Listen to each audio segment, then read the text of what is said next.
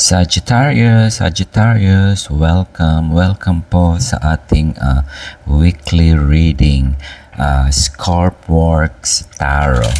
So, tignan po natin ang message ng Tarot for July 15 to 21 sa mga kapatid nating Sagittarian o pinanganak sa sign na Sagittarius.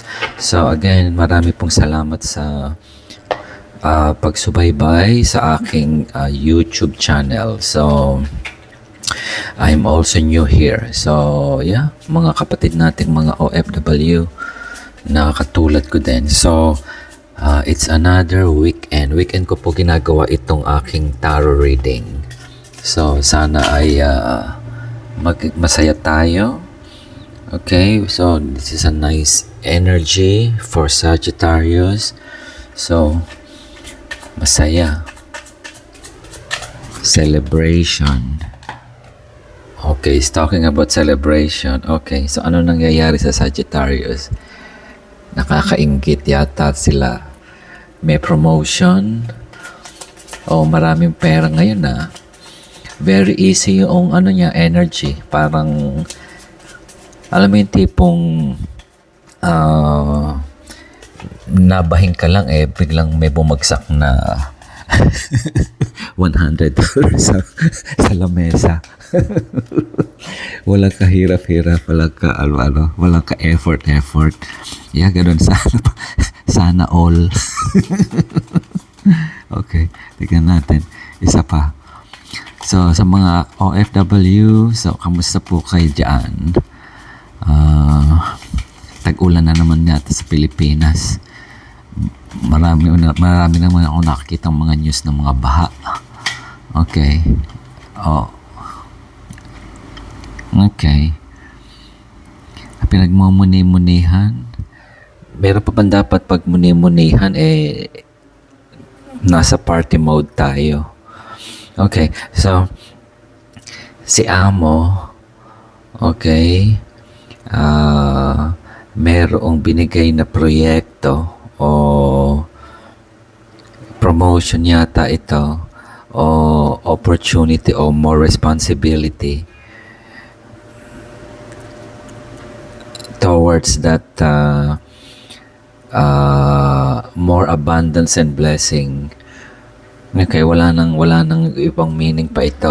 Ayan na yung sun, oh. Ayan na yung celebration. Pero meron pang pinag-iisip-isipan kung ano pa yung, ano ba ito na, offer ba ito? Something, negosyo na, nag-sign tayo ng another contract or another project or na-approve na yung ating bank loan. Oh, merong venture capitalist na gustong mag-open na mag-franchise ng negosyo mo.